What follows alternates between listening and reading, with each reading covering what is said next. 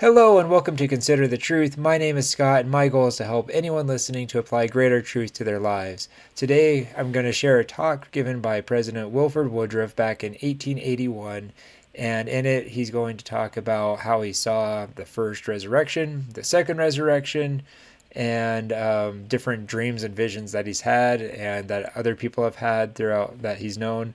And it's just a really interesting talk. I thought other people on here might think it's interesting too, so I thought I'd read it for you. It says, I want to preach a short sermon to this congregation. To begin with, I have heard President Young and President Taylor a great many times from this stand ask the people to keep quiet until the meeting was dismissed. But as soon as the sermon ends, there are 100 boys and girls, or 200 of them, rush for the door. I do not like it. It pains me to see the president of the church make this request, and the people pay no attention to it. Now, in this fast age, we are passing from a polite age to a very rude one in many respects. When I was a boy 65 years ago and went to school, I never thought of passing a man whom I knew on the street or a woman without taking off my hat and making a bow. I never thought of saying yes or no to those who were placed over me. I was taught to say yes, sir, and no, sir. But today it is yes and no. I will, I won't, I shall, I shan't. Now when I see this rudeness among us, I sometimes wish that the spirit of the New England fathers was more among the people. But I do hope, brethren, sisters, and friends, when a man stops talking and the choir rises to sing, that you will keep your seats. You can afford to do this as well as the president of the church, the 12 apostles, or others who are sitting on this stand. You don't see us jump up and run for the door the moment the speaker is done. The Lord is displeased with any such thing. I hope you will pardon me for so speaking. I felt to say that much. When I was reading this, I was thinking about how some people are annoyed or doubt creeps into their minds when we all stand when the president of the church walks into a building or a member of the quorum of the 12 apostles, and it's like, no, this is respect showing off for their office. And people used to do that. People do that for at weddings, at funerals, at a high school graduation. The kids come in, everyone stands up is to show respect. And here in 2021, that has just like totally been lost on people. Even when a woman walks into a room, I was taught even 20 years ago, you stand when a woman enters the room. I'll keep going. It says, we have a great variety of teaching and preaching, and I have sometimes thought that we have more preaching and teaching than any other people on the earth. I expect it all right. I think we need it. The world needs teaching. We ourselves need teaching, but I have thought that the Latter-day Saints have had more of the gospel of Christ proclaimed to them than any other generation that ever lived. My mind reverts to the channels of communication from God to man. Here we have the Bible, which gives a history and prophecy of the prophets from Adam down to our own day, extending through the period of nearly 6,000 years. The Lord, through all the destruction that has taken place in the various libraries of the world, like the Great Library of Alexandria, for example, has preserved the record of the Jews. At least we have a portion of it to read. Then again, we have the Book of Mormon, the stick of Joseph in the hands of Ephraim, giving a history of the ancient inhabitants of this country from the time of their leaving the Tower of Babel to their disappearance from the land, and of the visitation of Christ to them. We have these books from which to obtain knowledge. Then we have the Book of the Doctrine and Covenants, our Testament, which contains the most glorious, godlike, solemn, and eternal truths ever recorded within the lids of a book on the earth. All these records are the words of God to man, and though the heavens and earth pass away, not one jot or tittle will ever fall unfulfilled. Then the Lord has other ways of communicating his mind and will. We have the living oracles with us, and have had from the day that Joseph Smith received the ministrations of Moroni, the Nephite, John the Baptist, Peter, James, and John, Moses, Elias, Elijah, Jesus Christ. From that day we have had the living oracles to teach us the word of the Lord. President Joseph F. Smith yesterday spoke of the gifts and graces. Now the Lord has many ways in which he communicates with us. Frequently, as has been the case in every age, truths, principles, warnings, etc. are communicated to the children of men by means of dreams and visions. There's a great vision recorded in the book of Doctrine and Covenants. When Sidney Rigdon and Joseph Smith saw the visions of heaven, they were commanded to write while in the vision. The Lord was in that. It is a communication to man, but we have had a great many dreams. I have had in my life, and I suppose you have more or less, which amount to nothing. I will tell you just about what I refer to. A man eats a hot supper when he goes to bed. He gets the nightmare. He is chased by a bear, or he falls over a precipice, and as soon as he strikes the ground, he wakes up. Now, the Lord had nothing to do with that. A man may go to bed half worried to death, tired, and dream about something that will never take place. Last night, for instance, I dreamt I was making a glass house out of blocks of glass, 2 feet square. Now, I don't know that the Lord was in that, yet I have had dreams of a very different character. When I was a boy, 11 years old, I had a very interesting dream, part of which was fulfilled to the very letter. In this dream, I saw a great gulf, a place where all the world had to enter at death, before doing which they had to drop their worldly goods. I saw an aged man with a beaver hat and a broadcloth suit. The man looked very sorrowful. I saw him come with something on his back, which he had to drop among the general pile before he could enter the gulf. I was then but a boy. A few years after this, my father and mother moved to Farmington, and there I saw that man. I knew him the moment I saw him. His name was Chauncey Deming, and a few years afterwards he was taken sick and died. I attended his funeral. He was what you may call a miser, worth hundreds of thousands of dollars. When the coffin was being lowered into the grave, my dream came to me, and that night his son-in-law found $100,000 in a cellar belonging to the old man. I name this merely to show that in this dream I had manifested to me certain things that were true. I think of all the inhabitants of the world having to leave their goods when they come to the grave. After the scene had passed before me, I was placed in a great temple. It was called the Kingdom of God. The first man who came to me was Uncle Ozam Woodruff, and his wife.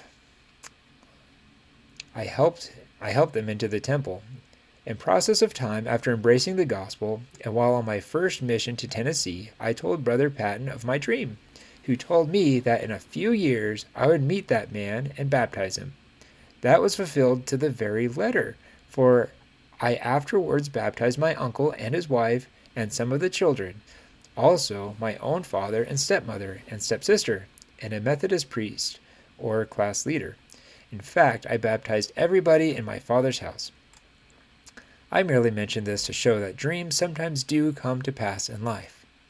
Then again, there are visions. Paul, you know, on one occasion was caught up to the third heaven and saw things that were not lawful to utter. He did not know whether he was in the body or out of the body. That was a vision. When Joseph Smith, however, was visited by Moroni and the apostles, it was not particularly a vision which he had. He talked with them face to face. Now I will refer to a thing that took place with me in Tennessee. I was in Tennessee in the year 1835, and while at the house of Abraham O. Smoot, I received a letter from brothers Joseph Smith and Oliver Cowdery, requesting me to stay there, and stating that I would lose no blessing by doing so. Of course, I was satisfied. I went into a little room and sat down upon a small sofa. I was all by myself, and the room was dark. And while I rejoiced in this letter and the promise made to me, I became wrapped in vision. I was like Paul. I did not know whether I was in the body or out of the body. A personage appeared to me and showed me the great scenes that should take place in the last days. One scene after another passed before me. I saw the sun darkened. I saw the moon become as blood. I saw the stars fall from heaven. I saw 7 golden lamps set in the heavens, representing the various dispensations of God to man, a sign that would appear before the coming of Christ. I saw the resurrection of the dead. In the first resurrection, those that came forth from their graves seemed to be dressed all alike. But in the second resurrection, they were as diverse in their dress as this congregation is before me today. And if I had been an artist, I could have painted the whole scene as it was impressed upon my mind, more indelibly fixed than anything I had ever seen with the natural eye. What does this mean? It was a testimony of the resurrection of the dead. I had a testimony. I believe in the resurrection of the dead, and I know it is a true principle. Thus, we may have dreams about things of great importance and dreams of no importance at all. The Lord warned Joseph in a dream to take the young child Jesus and his mother into Egypt, and thus he was saved from the wrath of Herod. Hence, there are a great many things taught us in dreams that are true, and if a man has the Spirit of God, he can tell the difference between what is from the Lord and what is not. And I want to say to my brethren and sisters that whenever you have a dream that you feel is from the Lord, pay attention to it. When I was in the city of London on one occasion with Brother George A. Smith, I dreamt that my wife came to me and told me that our first child had died.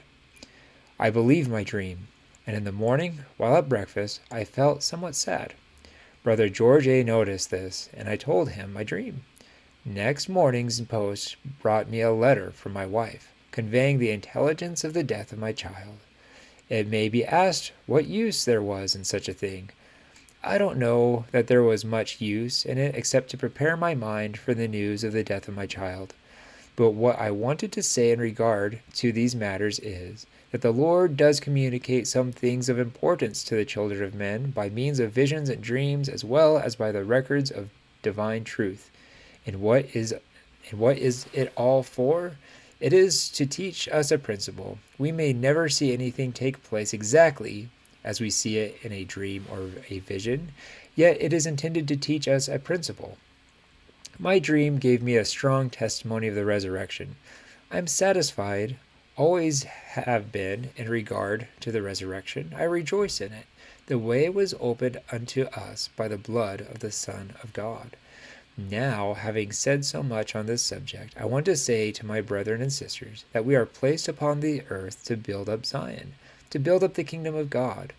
The greater proportion of the male members of Zion who have arrived at the years of early manhood bear some portion of the holy priesthood. Here is a kingdom of priests, raised up by the power of God to take hold and build up the kingdom of God. The same priesthood exists on the other side of the veil. Every man who is faithful in his quorum here will join his quorum there. When a man dies and his body is laid in the tomb, he does not lose his position. The prophet Joseph Smith held the keys of this dispensation on this side of the veil, and he will hold them throughout the countless ages of eternity. He went into the spirit world to unlock the prison doors and to teach the gospel to the millions of spirits who are in darkness, and every apostle, every 70, every elder, etc., who has died in the faith, as soon as he passes to the other side of the veil, enters into the work of the ministry, and there is 1,000 times more to preach there than there is here. I have felt of late as if our brethren on the other side of the veil had held a council, and that they had said to this one and that one, "Cease thy work on earth, hence, come hence, we need help." And they have called this man and that man. It has appeared so to me in seeing the many men who have been called from our midst lately. Perhaps I may be permitted to relate a circumstance with which I am acquainted in relation to Bishop Roskelly of Smithfield, Cache Valley. On one occasion he was suddenly taken very sick, near to death. While he lay in this condition, President Peter, I'm going to butcher this, Peter Magen, who was dead, came to him and said, "Brother Roskelly, we held a council on the other side of the veil. I have had a great deal to do, and I have the privilege of coming here to appoint one man to come and help. I have had 3 names given to me in council, and you are one of them. I want to inquire into your circumstances." The bishop told him what he had to do, and they conversed together as one man would converse with another. President Morgan then said to him, "I think I will not call you. I think you are wanted here more than perhaps one of the others." Bishop Roskilly got well from the hour. Very soon after, the second man was taken sick, but not being able to exercise sufficient faith, Brother Roskilly did not go to him. By and by this man recovered, and on meeting Brother Roskilly, he said, "Brother McGon came to me the other night and told me he was sent to call one man from the ward, and he named two men as he had been done to Brother Roskilly." A few days afterwards, the third man was taken sick and died. Now, I name this to show a principle. They have work on the other side of the veil, and they want men, and they call them. And that was my view in regard to Brother George A. Smith. When he was almost at death's door, Brother Cannon administered to him, and in 30 minutes he was up and ate breakfast with his family. We labored with him in this way, but ultimately, as you know, he died. But it taught me a lesson. I felt that man was wanted behind the veil. We labored also with Brother Pratt. He too was wanted behind the veil. Just a quick interjection here. I told this story to my wife last night, and she told me, well, those angels that pour the vials out upon the earth and decimate the land and everybody dies, that we read about in the book of Revelations, those must have been primary presidents needing more people to do the work on the other side of the veil, because they never get the good people here. Anyway, I thought that was funny. Continuing on, it says, "Now, my brethren and sisters, those of us who are left here have a great work to do. We have been raised up of the Lord to take this kingdom and bear it off. This is our duty. But if we neglect our duty and set our hearts upon the things of the world, we will be sorry for it. We ought to understand the responsibility that rests upon us. We should gird up our loins and put on the whole armor of God. We should rear temples in the name of the Most High God, that we may redeem the dead. I feel to bear my testimony to this work. It is the work of God. Joseph Smith was appointed by the Lord before he was born, as much as Jeremiah was. The Lord told Jeremiah, 'Before I formed thee in the belly, I knew thee, and before thou camest out of the womb, I sanctified thee, and I ordained thee a prophet unto the nations.'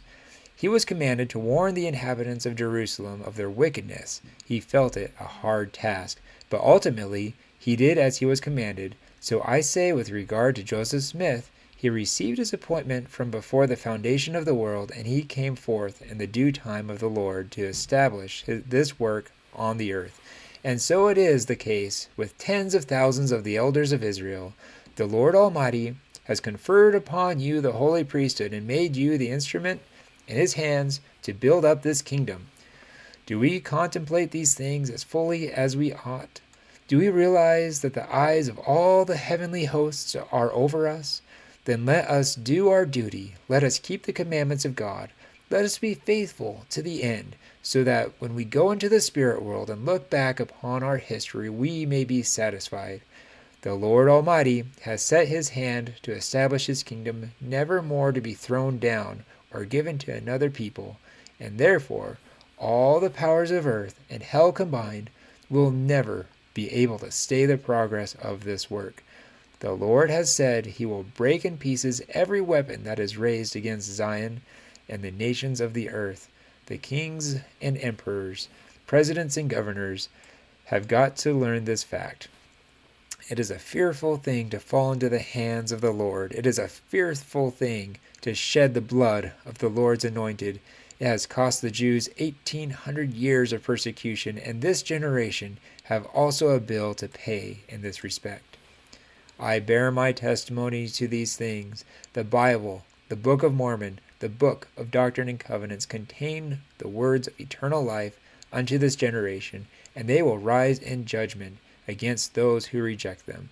May God bless this people and help us to magnify our callings for Jesus' sake. Amen.